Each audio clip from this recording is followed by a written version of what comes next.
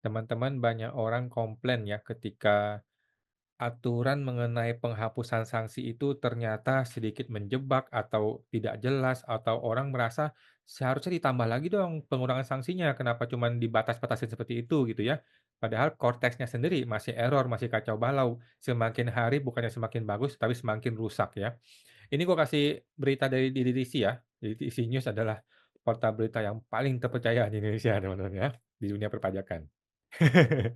Cortex masih terkendala katanya, pengusaha minta hapus sanksi diperpanjang dong ya, tanggal 6 Maret nih. Cortex System itu bukannya makin bagus ya, makin banyak kendala teknis hingga Maret ini. Karenanya pengusaha meminta otoritas memperpanjang masa transisi. Topik ini menjadi salah satu topik bla bla bla. Harian Kompas bahkan ya mengangkat isu ini salah satu pemberitaan utamanya ya, pemerintah sebelumnya menetapkan masa transisi sampai 31 Maret. Selama masa transisi ada sejumlah relaksasi yang diberikan ya dalam Cap 67 PJ 2025 yang mana cap ini baru terbit nih, baru terbit baru-baru ini teman-teman ya. Kalau emang ini betul masa transisi dan dia tahu ini barang error, harusnya cap ini muncul di Desember dong, ya kan? Tetapi kan cap ini adalah dibikin gara-gara masyarakatnya error ya, masyarakatnya ngamuk gitu. Kalau masyarakat nggak ngamuk, tidak muncul tuh cap seperti ini ya. Lagi pula ingat teman-teman, cap ini adalah bukan dasar hukum dan cap ini melanggar hukum ya. Ketua Komite Perpajakan Asosiasi Apindo, Sidi Widya Pratama, berharap pemerintah memperpanjang implementasi transisi. Nggak usah berharap, Bu. Minta aja langsung ya. Kirim surat dong Apindo. Berani nggak kirim surat ke DJP, ke Presiden sekalian Pak Prabowo ya. Dengan begitu, kebijakan penghapusan denda dan keringanan tenggat pembayaran serta pelaporan juga ikut diperpanjang. Lebih dari itu, Sidi berharap pemerintah bisa mempercepat perbaikan korteks sistem menyeluruh ya. Dia juga mewanti-wanti agar upaya perbaikan jangan sampai terpengaruh efisiensi anggaran. Perbaikan masa transisi mungkin diperlukan katanya, sebab saat ini masih diperbolehkan menggunakan aplikasi lama e-faktur sehingga belum diketahui pasti nih kendala keadaan Cortex System. DJP belum memberikan tanggapan ya terkait masalah ini ya. Bosnya penyuluhan Ibu Dwi Astuti yang terhormat menyampaikan bahwa untuk memberikan kepastian hukum dan keringanan, DJP telah memberikan kebijakan penghapusan sanksi administratif ya. Tetapi bukan kepastian hukum, itu namanya pelanggaran hukum ya. Cap 67 itu adalah pelanggaran hukum karena bukan dasar hukum dan tidak ada di undang-undang juga mengenai hal seperti itu ya.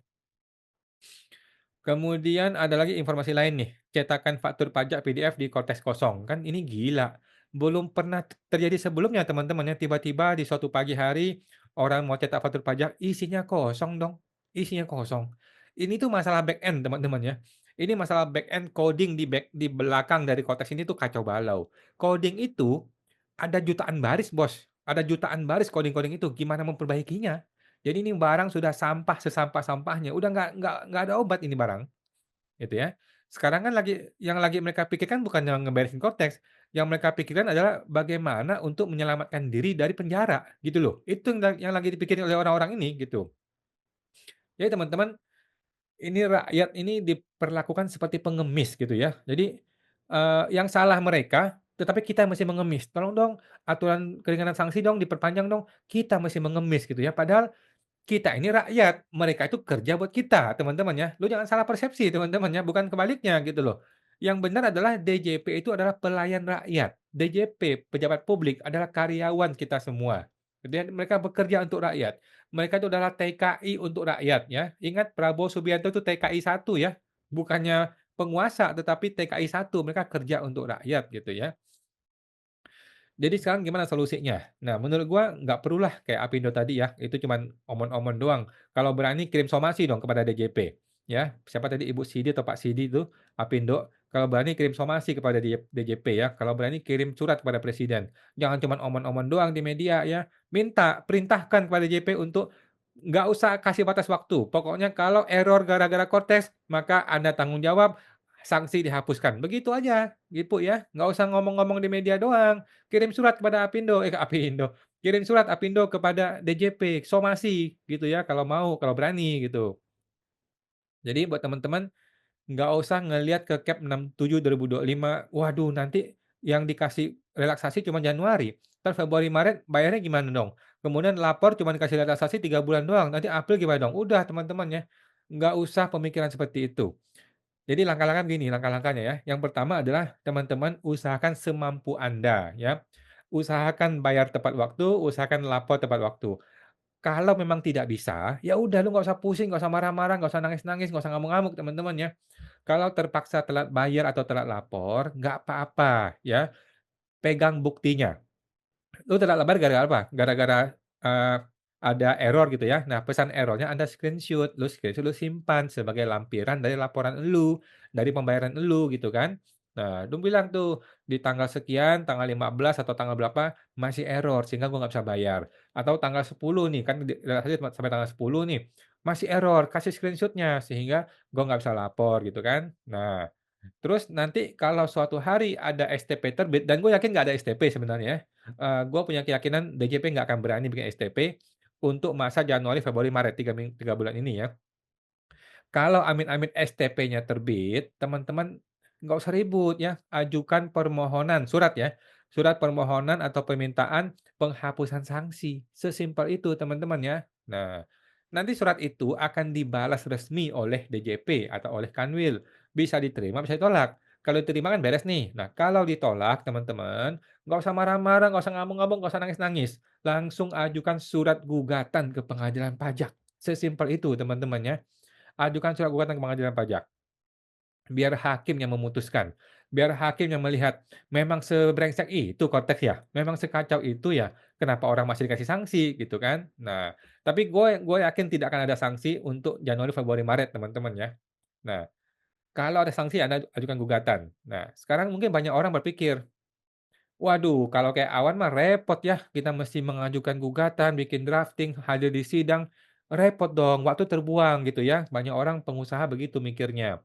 Nah, kalau begitu ada 2 solusi teman-teman ya. Solusi pertama adalah, kalau lu nggak mau hidup repot, lu ikuti maunya si oknum, ya kan. Kalau lu nggak mau repot, maka apapun STP yang terbit, lu bayar. Selesai, hidup lu selesai gitu loh, beres, hati tenang, lu bisa move on, nggak usah bingung, nggak usah ribut ke mana-mana, nggak usah berkuar-kuar di media sosial. Kalau lu, tidak mau ribut, tetapi lu tetap tidak mau ajuin gugatan ke pengadilan gitu kan. Nah, nggak mau repot gitu kan. Solusi kedua adalah, kalau lu merasa repot untuk mengajukan gugatan, gue tanya, berapa sih nilai kerepotan lu? Berapa nilai kerepotan lu? 1 miliar, 2 miliar, 10 miliar, 100 miliar?